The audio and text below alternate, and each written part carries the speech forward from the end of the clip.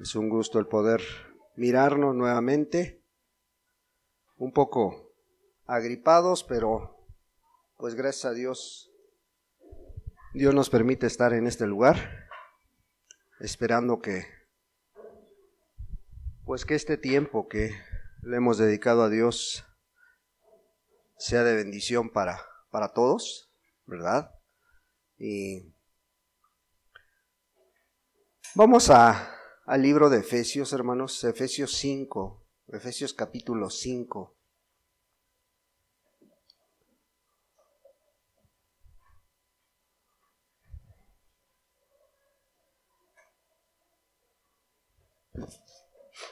Efesios capítulo 5.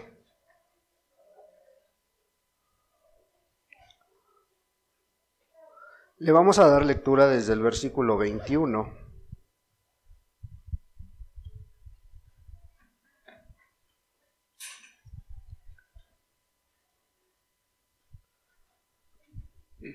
Del versículo 21 al 27. Dice la palabra de Dios: someteos unos a otros en el temor de Dios. Las casadas estén sujetas a sus maridos, a sus propios maridos, como al Señor, porque el marido es cabeza de la mujer, así como Cristo es cabeza de la iglesia, la cual es su cuerpo y Él es su Salvador. Así que como la iglesia está sujeta a Cristo, así también las casadas lo estén a sus maridos en todo. Maridos, amad a vuestras mujeres, así como Cristo amó a la iglesia y se entregó a sí mismo por ella, para santificarla, habiéndola purificado en el lavamiento del agua por la palabra, a fin de presentársela a sí mismo una iglesia gloriosa, que no tuviese mancha, ni arruga, ni cosa semejante, sino que fuese santa y sin mancha. Oremos a Dios. Padre, en el nombre de Jesús, te damos muchas gracias, amado Señor. Gracias por tu palabra, Señor. Gracias, Padre, porque tú eres el que nos has buscado, Señor. Tú eres el que fuiste por las calles, Señor. Fuiste hasta lo más lejos, Padre, para buscarnos. Ahora, Padre, ayúdanos a entender tu llamado. Ayúdanos a entender, amado Dios, delante de ti que somos, Padre. Porque solamente a través del Espíritu es como vamos a poder entenderlo. Te ruego que le des vida a esta palabra, Señor, y hables a nuestra vida, Señor. Padre, habla desde el más joven hasta el más grande, Señor, y podamos, Dios, salir bendecidos esta mañana, Señor. En el precioso nombre de Jesucristo, tu Hijo amado. Amén.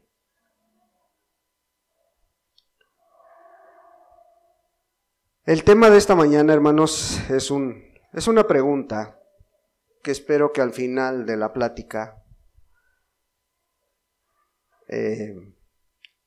tú te respondas, porque la pregunta es directamente para ti y para mí. La pregunta es: ¿eres congregante o iglesia? A lo largo de este pequeño estudio esperamos pues que podamos contestar esta pregunta, hermanos. Es muy importante que seamos sinceros con Dios, ¿verdad? Esta carta a los Efesios, hermanos, fue escrita en unas circunstancias muy especiales porque Pablo estaba en la cárcel, ¿verdad? Y pues esta carta no es directamente a alguien en especial, a una iglesia en especial. Esta carta se agarró para muchas iglesias y leerse en diferentes iglesias. Entonces puede ser también para nuestra vida, para esta iglesia. Esta carta no contiene una exhortación directa de carácter personal, aunque aquí la pregunta es muy personal, ¿verdad? Tampoco esta carta se enfoca a unos problemas exclusivos.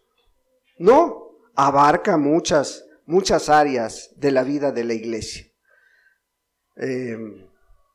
Esta carta fue juntamente leída en diferentes iglesias. Muchos afirman que estaba exclusivamente para la iglesia de la Odisea, pero fue leída también para los colosenses. Entonces, podemos deducir que esta carta trae un mensaje muy bueno, muy especial, porque nos habla sobre la grandeza de Dios, sobre la grandeza de Cristo Jesús, nos desglosa el misterio, quita todo ese misterio en la persona de Cristo, pero también nos habla de la responsabilidad de la iglesia ante Cristo Jesús. Nos habla de muchas cosas, nos habla de doctrina, doctrina básica, nos habla de un mensaje básico donde dos principios tienen que estar dentro de las iglesias. ¿Cuáles son esos dos principios? La unidad cristiana, ¿sí?, basada en el llamado de Cristo Jesús, en la salvación de Cristo Jesús. Y también nos llama a vivir una vida de acuerdo a esa salvación, vidas ejemplares para los demás. Esta carta empieza en el capítulo 1, pues que dando el mensaje de que Cristo sometió todas las cosas, Dios sometió todas las cosas a los pies de Cristo, ¿verdad? En el capítulo 2 nos está hablando de cómo se formó la iglesia, de cómo se formó esa iglesia a la cual tú perteneces ahora, ¿sí? Y en ese capítulo 2 nos habla en el versículo 5 que el único que puede cambiar las vidas es Cristo Jesús. No hay otro, hermano.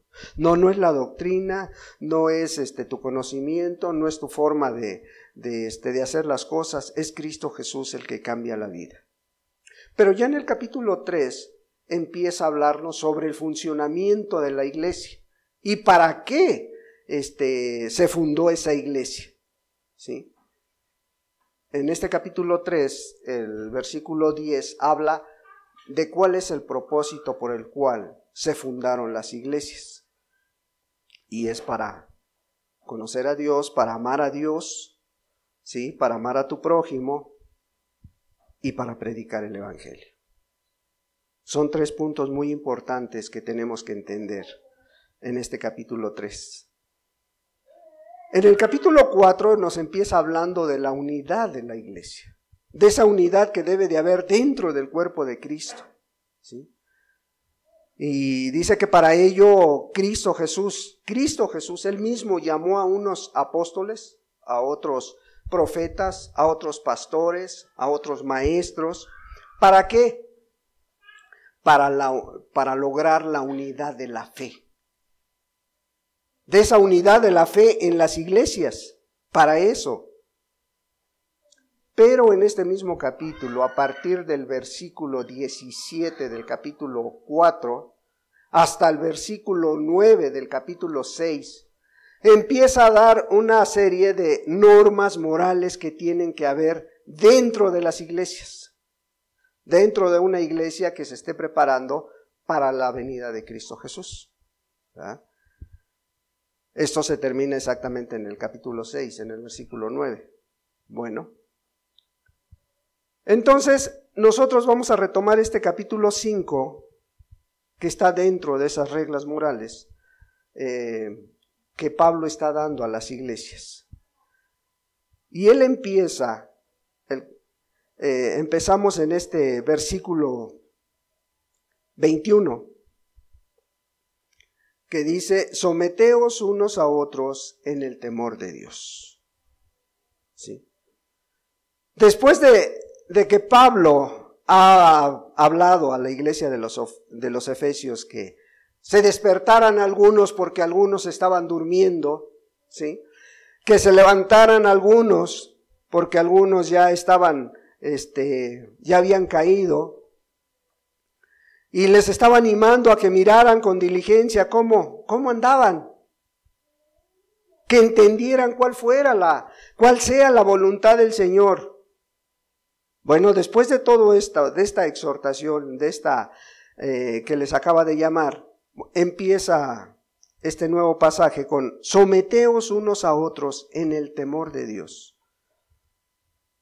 Aquí empieza haciendo un símil de la plática central que vamos a tomar, un símil entre el matrimonio y la iglesia. Entonces, lo primero que necesitas entender, lo primero que necesitas conocer y saber es que es una iglesia. Porque muchos pensamos que la iglesia es todo el conjunto de gentes que ya estamos aquí, ¿sí? Pero el significado de iglesia puede aplicarse para una simple asamblea de trabajo, una asamblea de pueblo. El nombre de iglesia se le puede aplicar también a una congregación como esta, ¿sí? A una reunión donde haya mucha gente, pero también se le aplica a un lugar, se le aplica a un santuario, se le aplica a un templo, que en ese tiempo todavía existían, ¿sí? Entonces, partiendo de estas definiciones de iglesia, preguntamos, ¿Pablo hablaba acaso de alguna de estas iglesias que acabamos de mencionar? ¿De algún lugar, de alguna congregación, de alguna asamblea? ¿De esa iglesia hablaba Pablo? Obviamente no, ¿verdad? Pablo hablaba de la iglesia que Cristo había comprado con su sangre preciosa, de la cual pues tú eres parte, ¿sí? Si ya entregaste tu vida a Jesús, eres parte de esa iglesia. Entonces viene una pregunta a nuestra mente: ¿todas las iglesias van a ser salvas? No, ¿verdad? Obviamente tampoco todas las iglesias se van a ir con Él. ¿Por qué? Porque no todas las iglesias están sanas, están limpias, están sin mancha como Él la quiere, ¿sí? No todos los que se congregan tampoco son iglesia. Bueno, entonces entremos de lleno a este pequeño estudio, porque Pablo les está mencionando algo que todos conocen: someteos unos a otros en el temor de Dios. Y esto es algo de lo cual las iglesias, las congregaciones carecen, hermanos. ¿Por qué? Porque no hay temor de Dios. No hay temor de Dios en el congregante, en el que se dice iglesia.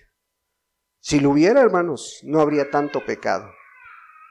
No habría tanto pecado en esos lugares. Por eso Pablo lo toma y lo asemeja al matrimonio. Porque sabe que lo van a entender. La mayoría sabemos también en este lugar qué es un matrimonio. Y la mayoría de las congregaciones e iglesias saben la importancia de un matrimonio. Bueno, entonces empieza directamente a Pablo hablando acerca del matrimonio. En el versículo 22 dice: las casadas estén sujetas a sus propios maridos como al Señor, ¿sí? Empieza este símil que hace Pablo mencionando a las esposas. ¿Por qué les habla de sujeción? Porque si no obedecen, hermano, si no obedecemos al que estamos mirando enfrente, ¿tú crees que vamos a obedecer al que no miramos?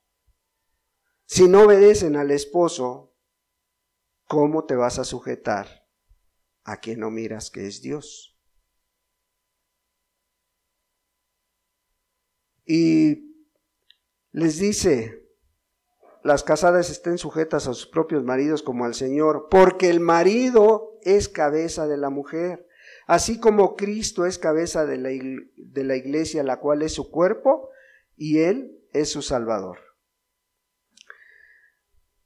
Menciona la responsabilidad del esposo y menciona a Cristo comparando esa responsabilidad en la iglesia. Cristo es la cabeza de la iglesia y el esposo es cabeza del hogar. Sí. Es la cabeza de un matrimonio, el esposo.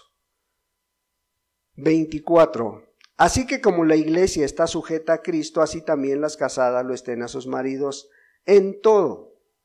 Aquí empieza a mencionar una de las principales características de aquellos que forman la iglesia de Cristo. ¿Cuál es esa característica?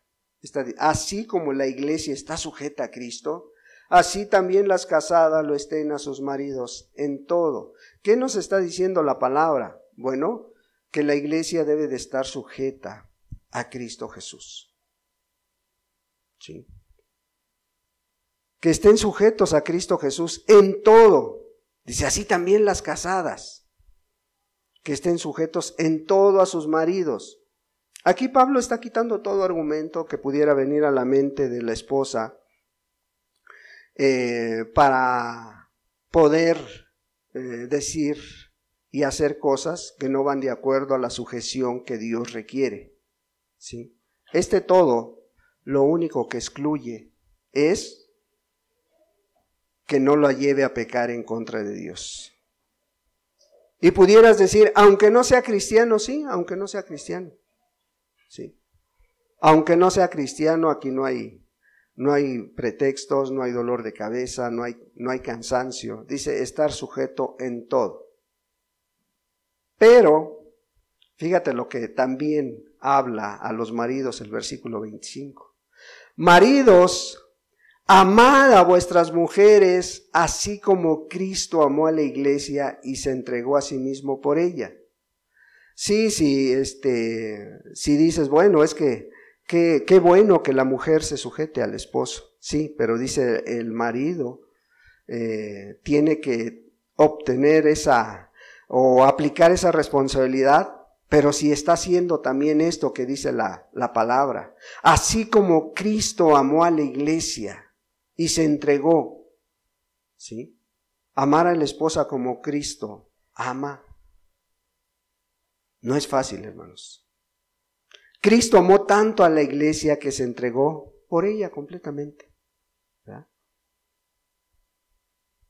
Él ya lo hizo, pero tu amor sacrificial, tu entrega a Dios te lleva a amar a tu familia para estar dispuesto a dar todo por ellos, para estar dispuesto a dar todo por tu esposa.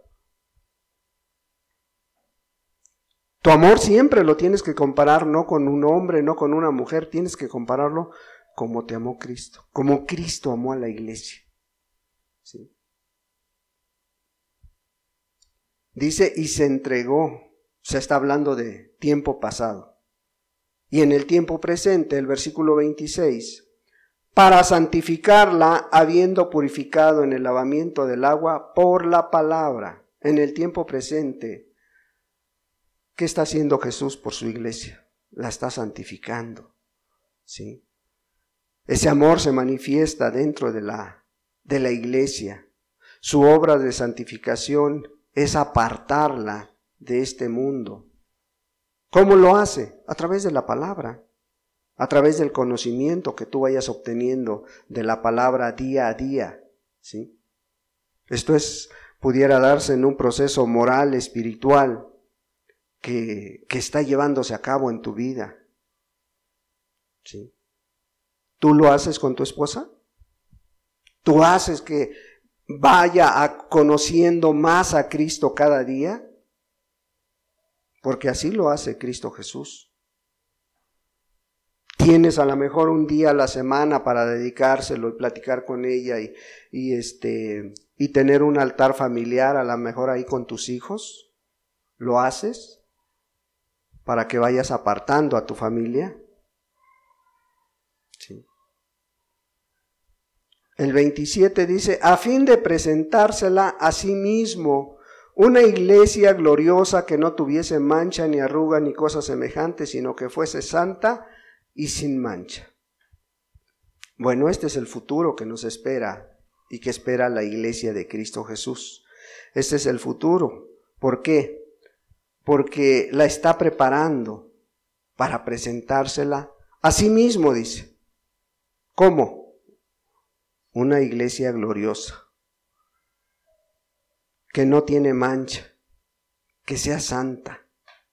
Por eso es muy importante saber qué es lo que somos, congregantes o somos iglesia de Cristo. ¿Qué eres? Porque la iglesia no es una simple asamblea, hermano. La iglesia no es una simple congregación. En la iglesia no se hace una simple reunión para pasar el tiempo, ¿sí? Ni tampoco estas 4 paredes podemos decirle que aquí es la iglesia. ¿No?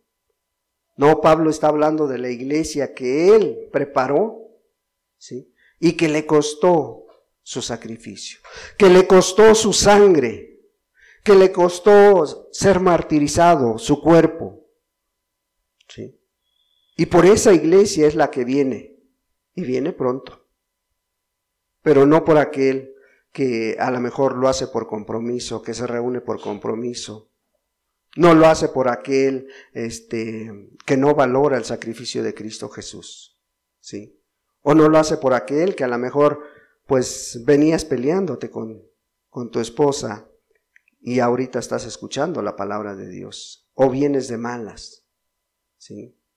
O vienes como quieres, o llegas tarde cada 8 días. No, viene por una iglesia gloriosa. Su principal objetivo sea llevar gloria a Cristo Jesús. Gloria al nombre de Cristo Jesús en toda su manera de vivir, ¿sí? Acuérdate, dice la palabra de Dios en 1 Corintios 10, 30 y 31. ¿Qué dice, hermano? Que todo lo que hagamos, sea de palabra o de hecho, sea para la gloria de Dios.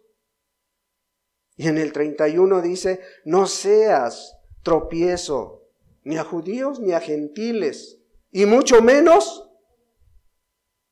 a la iglesia de Dios. Sí. Entonces todo lo que hagas realmente tiene repercusiones aquí y allá arriba. Si pues comes o bebes o haces otra cosa, hazlo todo para la gloria de Dios. ¿Sí? Dice que viene por una iglesia sin mancha, sin arrugas, sin pecado. Porque Él con su sacrificio, hermano, pagó por tus pecados. Y esto lo hizo con un gran amor, mirándote. Y no mirando tu condición, porque dice que aunque estábamos muertos en nuestros delitos y pecados, como dice el apóstol Pablo a los romanos, Cristo murió por ti y por cada uno de los que hoy estamos aquí. Pagó con su propia vida para que tú fueras libre de ese pecado. Por eso demanda a su iglesia que vivan unas vidas santas. ¿Por qué? Porque el pago que hizo por tu alma es muy alto, hermano. Entonces por eso dice que viene por una iglesia santa, una iglesia apartada. ¿De qué? Del pecado de este mundo. Y a veces eso es lo difícil que para muchos o para algunos es difícil apartarse totalmente del mundo, porque el mundo de una o de otra manera te atrae, te convence, está ahí acechando tus acciones, tu mente, tu corazón, y cuando menos sientes, ya caíste en una de sus artimañas. ¿Sí? Ahora, muchos dicen, el mundo es todo lo que te rodea. Y para algunos dicen, no seas legalista, ¿no? Porque el mundo se aplica para muchas cosas, para muchas acciones. Pero la palabra de Dios es muy clara, 1 de Juan. Y es palabra que muchos ya conocen, que muchos ya saben, hasta de memoria se la saben. Pero el problema es no es saberla nada más, sino vivirla, aplicarla a nuestra vida. Primera de Juan capítulo 2, versículo 15. Dice, no améis al mundo ni las cosas que están en el mundo. Si alguno ama al mundo, el amor del Padre no está en él. Porque todo lo que hay en el mundo, los deseos de la carne, los deseos de los ojos y la vanagloria de la vida, no proviene del Padre, sino del mundo. Y el mundo pasa y sus deseos, pero el que hace la voluntad de Dios permanece para siempre. ¿Sí? El amor al mundo. ¿Cuáles son los deseos de la carne? No améis al mundo ni las cosas que están en el mundo. O sea, Dios no está diciendo, de hecho en Juan 17, cuando hizo la oración sacerdotal por los discípulos, Él dijo, no te pido que los saques del mundo, te pido que los guardes de él. Te pido que los guardes en contra de todas esas atracciones mundanas que hoy día hay, ¿sí? Y el amor al mundo, si alguno ama al mundo, el amor del Padre no está en él, dice. Fíjate bien, o sea, la diferencia aquí es si tú amas al mundo o las cosas que están en el mundo. Si alguno ama al mundo, dice, el amor del Padre no está en él. No te está diciendo que a lo mejor por accidente, porque no lo querías hacer, o porque de pronto en tu celular apareció una mujer desnuda, ¿sí? Pero lo pasaste rápido. No te quedaste ahí. O vas en la calle y apenas escuchas los tacones y luego volteas hacia dónde viene. ¿Sí? Es muy diferente. ¿Sí? Pero dice lo que hay en el mundo, los deseos de la carne. ¿Qué quiere nuestra carne, hermano? Los deseos de la carne son muchos. ¿Sí? La carne a lo mejor en el hombre casado, a lo mejor quiere adulterar. En el joven a lo mejor quiere fornicar. En el adulto a lo mejor la inmundicia está ahí, la lascivia, la idolatría. ¿Sí? En algunas mujeres a lo mejor las hechicerías, los pleitos, las herejías, ahí están muy presentes en su carne. Y muchas tenían un carácter difícil antes de conocer a Dios y están propensas a que sean tocadas, que sean atraídas. ¿Sí? Porque los deseos de la carne ahí están. ¿Sí? Los deseos de los ojos. Todo lo que te trae deseos y codicias, hombres, mujeres, jóvenes, ¿sí? Aquellas vanidades, lujos, adornos exagerados. No es pecado, hermano, que te arregles. No es pecado que vengas bien arreglada a la iglesia. El pecado es que lo hagas buscando ser la atracción principal para los demás. Que tú creas que eres el atractivo principal de la reunión. Que tú a la hora de que te estás arreglando, no lo estés, si eres joven, no lo estés pensando que lo haces para Dios. Que tú, esposa, pongas tu atención en el arreglo personal exagerado para que todos te miren, para que todos te vean, ¿sí?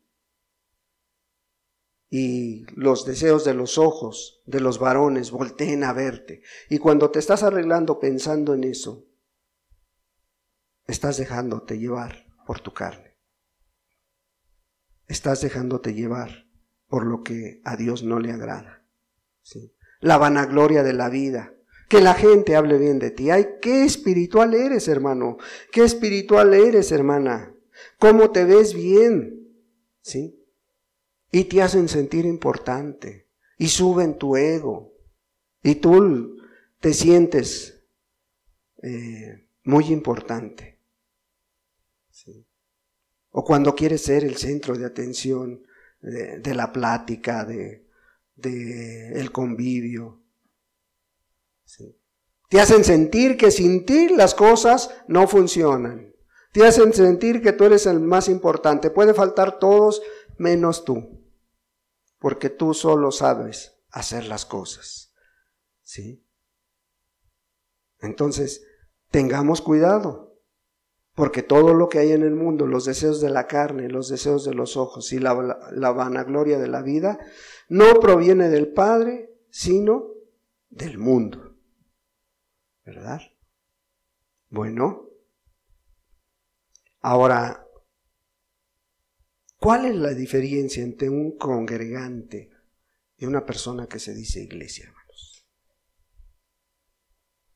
Ojalá y tú puedas irte calificando en estos 14 puntos que a continuación vamos a dar rápidamente. Son muy prácticos, muy sencillos, hermano, pero esperemos que encuentres la diferencia y te encuentres de qué lado estás. ¿Sí? El simple congregante asiste a una reunión como esta, a una reunión que se puede dar en otro lado, ¿sí? Y asiste porque lo invitan, porque ya tiene el hábito, porque ya tiene la costumbre de asistir. Pero el que es iglesia, hermano, entiende cómo está formada la iglesia, entiende los problemas que hay en la iglesia, entiende por qué se reúnen. Y es muy diferente. ¿Sí? Un congregante normalmente asiste buscando, pues, que lo alienten, que lo atiendan, que le presten atención. Pero alguien que es iglesia, busca atender, busca alentar, busca estar al pendiente de esa persona nueva que llega. ¿Sí? Alguien que asiste a una reunión simplemente, pues, espera poder recibir algo, una palabra de consuelo, espera poder entender un poquito de lo que se hable ahí, ¿sí? Una solución a sus problemas. Pero el que es iglesia, está dispuesto a dar, a servir, a amar. Siempre está buscando agradar a Dios, no agradarse a sí mismo. ¿Sí? A veces el congregante, pues, se le hace muy tedioso, se le hace muy largo el servicio, se le hace muy aburrido, porque no se saben las alabanzas, porque no está acostumbrado a estas reuniones, y llega al punto hasta poder reclamar todo eso. El que es iglesia, alaba a Dios, obedece, actúa, y siempre tiene una expectativa acerca de esa reunión a la cual va a asistir. ¿Sí? El congregante llega a leer la Biblia a lo mejor, a veces, no siempre, pero probablemente en casa llega a leer la Biblia, toma la Biblia de vez en cuando, y ahí está, leyéndola. El que es iglesia enseña la Biblia. Ese se esfuerza tanto en estudiar la palabra de Dios, que está dispuesto a enseñar a otros, que está dispuesto a compartir lo que ha entendido de la palabra de Dios. ¿Sí? El que es congregante, a veces llegan, y ha pasado, llegan a la reunión pidiendo que se ore por él, ¿sí? Y luego a veces se avientan la puntada de decir, hermano, ore por mi vida espiritual, hermano, por favor, ore por mi vida espiritual. ¿Sí? Pero el que es iglesia, ora por los demás, hermano. Se da, busca solución, busca a esas personas necesitadas, porque ha entendido el llamado de Cristo Jesús. El otro no, el otro dice, pues ore por mi vida espiritual, hermano. Imagínate, si tú como congregante, como iglesia, no alcanzas a orar por tu vida espiritual, ¿qué estás haciendo delante de Dios?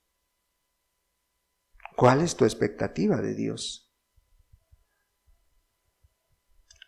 El que es congregante,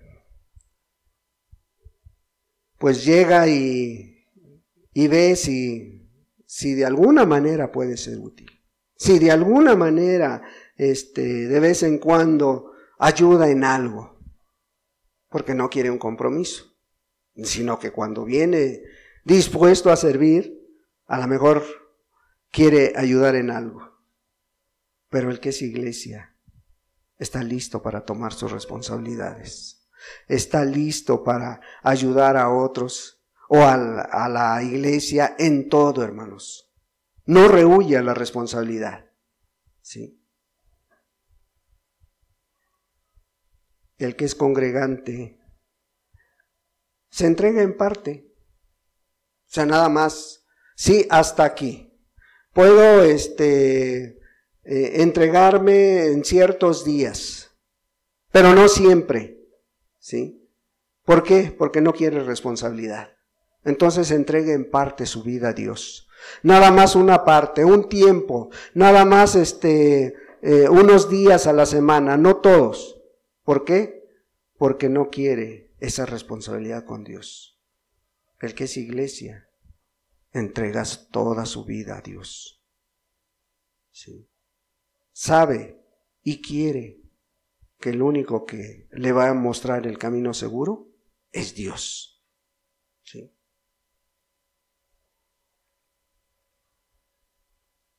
El que es congregante sabe que Jesús salva, hermanos, y está consciente de ello, porque sabe que solamente Cristo salva, solamente a través de Cristo Jesús puede encontrar su salvación, y eso lo tiene presente el que se congrega. El que es iglesia, Jesús lo es todo para él. ¿Sí? Jesús lo es todo para ese, es el primer objetivo de su vida. ¿Por qué? Porque a él ya lo salvó. Él no sabe que Cristo salva, a él ya lo salvó. Y esa es la diferencia, hermano. ¿Sí?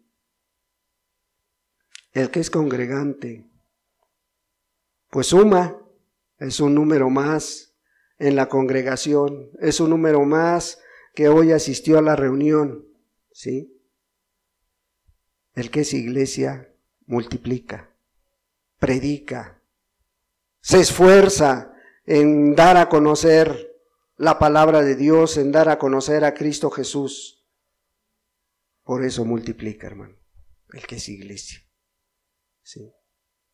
El congregante es revolucionado por el mundo, ¿sí? Todo lo que viene del mundo, todo lo que va surgiendo del mundo, todo lo atrae. Hoy en día, ¿cuál es el anhelo de muchas iglesias? Perdón. ¿Cuál es el anhelo de muchas iglesias hoy en día? De muchas grandes iglesias, grandes movimientos evangélicos. ¿Cuál es el anhelo que ellos quisieran en su iglesia hoy tener a una persona? A ver, hermanos, ¿cuál es el atractivo del momento en el mundo cristiano? El diezmo, ¿no? ¿Cuál? No. Hay un personaje ahorita que acaba de revolucionar al mundo cristiano. Y que todas las iglesias quisieran que fuera a predicar a su iglesia. O que fuera a cantar por lo menos. No, ese todavía no se convierte, hermano. Deja que se convierta, ¿no? Hoy en día los grandes pastores, las grandes iglesias quisieran que Bad Bunny fuera a cantar a su iglesia, hermanos. Es lo último en el mundo cristiano que se ha convertido supuestamente, porque dice la palabra de Dios que por sus frutos los conoceréis, ¿sí? Le vamos a dar el beneficio de la duda, ¿no? A esta conversión. Pero todo el mundo ya lo está llamando, ya lo está queriendo llevarse a su iglesia. ¿Para qué? Porque sabe que va a llevar mucha gente, mucha fama a ese lugar. Por eso el congregante está a la expectativa de lo nuevo, ¿sí? Es revolucionado por este mundo. ¿Sí? Todo lo que sale nuevo, rock cristiano, cumbias cristianas, todo. Pero dice la palabra, el que está en Cristo, nueva criatura es. Ojalá y este varón se haya convertido, ¿no? Pero que realmente esa conversión muestre a Cristo Jesús en sus acciones. Porque si no, nada más va a ser usado para que revolucione el mundo cristiano, al pueblo cristiano que se dice cristiano, o revolucione al congregante. No. El que es iglesia, revoluciona al mundo, hermano. ¿Sí? Donde quiera que anda, donde quiera que camine en su trabajo, en su escuela, está anunciando las buenas nuevas, está anunciando a Cristo Jesús. Eso es muy diferente. ¿Sí? El congregante se conforma con un día llegar al cielo, hermano. ¿Y cuántos teníamos esa mentalidad? Aunque sea de barrendero, pero que entremos allá arriba. ¿Ah? Aunque sea de panzazo, pero que lleguemos allá arriba. Yo tenía esa mentalidad hace 30 años y la platicaba. Y me ufanaba de decir, pues ya estando allá arriba. Pero cuando tú ves que ya estaba allá arriba, aquel que no fue invitado a las bodas, ya estaba allá arriba. Y le dijeron, ¿tú cómo llegaste aquí? Vas para abajo nuevamente. O sea, no es seguro simplemente con llegar, pero el congregante se conforma con llegar al cielo. No, el que es iglesia, hermano, ese se esfuerza en tratar de motivar a los demás a que todos lleguemos al cielo, a de que todos lleguen al cielo. ¿Sí? Se esfuerza, visita, a lo mejor pone de su bolsa para que todos aquellos puedan entrar al cielo. ¿Sí? El congregante a veces mira las iglesias o mira las congregaciones o a la reunión que va y a veces mueve la cabeza y dice, ¿cuándo cambiarán estos? ¿Cuándo les caerá el 20? O algunos otros que han conocido más de palabra dicen, ¿cuándo se avivarán? ¿Cuándo esta iglesia se avivará? ¿Sí? El que es iglesia, hermano, busca avivar a los demás, busca animarlos, consolarlos, servirles, amarlos, visitarlos. Ánimo, hermano, vamos hacia adelante, levántate. ¿Sí? El congregante está soñando a lo mejor algún día ponerse en las manos de Dios. Está soñando a lo mejor en un día consagrar su vida a Dios. Está soñando en algún día yo voy a predicar. Algún día yo voy a cantar. Algún día yo voy a servir en la iglesia. Y son sus sueños. ¿Sí? Sueña con hacer algún día algo para Dios. El que es iglesia, hermano, ese no sueña, ese actúa. Ese lo que escucha va y lo pone por obra. Ese lo que escucha, lo que lee, lo vive, lo actúa. Y puede invertir de su tiempo y puede a lo mejor desprenderse de cosas con tal de amar a esa persona que Dios ha puesto enfrente de él, que Dios ha puesto en su camino. Entonces, como puedes ver, pues hay una pequeña o grande diferencia según tú la veas, con el que es iglesia y con el que es congregante. Entonces, ahora sí, retomamos los versículos que leímos para entender lo que Pablo estaba diciendo y estaba comparando el matrimonio con lo que Jesús quiere de su iglesia. Someteos unos a otros en el temor de Dios. Las casadas estén sujetas a sus propios maridos como al Señor, porque el marido es cabeza de la mujer, así como Cristo es cabeza de la iglesia, la cual es su cuerpo y Él es su Salvador. Así que como la iglesia está sujeta a Cristo, así también las casadas lo estén a sus maridos. En todo. Maridos, amad a vuestras mujeres, así como Cristo amó a la iglesia y se entregó a sí mismo por ella, para santificarla, habiendo purificado en el lavamiento del agua por la palabra, a fin de presentársela a sí mismo una iglesia gloriosa que no tuviese mancha, ni arruga, ni cosa semejante, sino que fuese santa y sin mancha.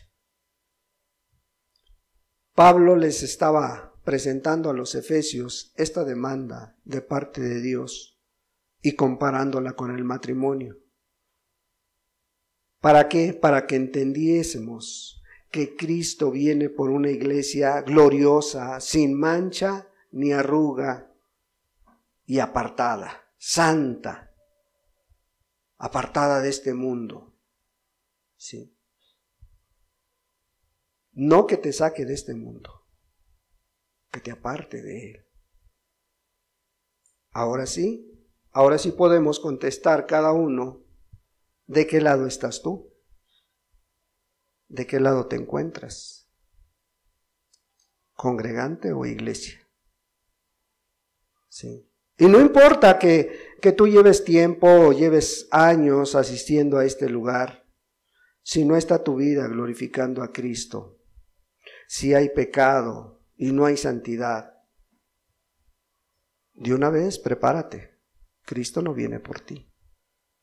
Tienes que volverte a Dios. Tienes que dar ese siguiente paso. ¿Sí? Y esto no es para hacerte sentir mal, hermano. No es para que puedas decir, entonces, ¿qué hago aquí? Hoy puedes tomar la decisión. Hoy puede cambiar tu vida si tú te rindes a Él y le pides que quite todo eso que viene estorbando para que tengas una entrega para Él, para que seas parte, no de una simple iglesia, no simplemente que digas, bueno, yo quiero ser parte de esta pequeña iglesia. No, que seas parte del cuerpo de Cristo, donde quiera que te congregues, donde quiera que vayas, que seas parte del cuerpo de Cristo, porque la iglesia de Cristo está en todo el mundo, hermano. Sí está en pequeñas iglesias como esta, pero también está en grandes iglesias, hermano. ¿Sí? Ojalá, hermano, ojalá te hayas identificado de qué lado estás, ¿sí? Y ojalá y todo aquello que pudiera estarte impidiendo, hoy lo pongas a los pies del Maestro. Démosle gracias a Dios. Padre, en el nombre de Jesús te damos muchas gracias, Dios. Gracias, amado Padre, porque pues tu palabra es clara, Señor, nos muestra qué es lo que quieres de nosotros. nos muestra cuáles son las características de la iglesia por la cual tú vienes. Termina tu obra, Señor, en nuestras vidas. Llévanos hasta el final, amado Dios. Padre, que dejemos a un lado todo aquello que pudiera estar estorbando, Padre, y pongamos toda nuestra mente, nuestro corazón en tus manos, Dios, para que tú quites todo eso que está estorbando de mi vida, Señor, y venga a ser esta iglesia por la cual tú vienes, Padre. Muchas gracias te damos, Señor. Gracias, Padre, porque eres bueno con nosotros y no quieres que ninguno se pierda de este lugar, Señor, sino que pues todos se vuelvan a ti, Padre. Gracias. Gracias, amado Padre, en el precioso nombre de Jesucristo, tu Hijo amado. Amén, Señor, y amén.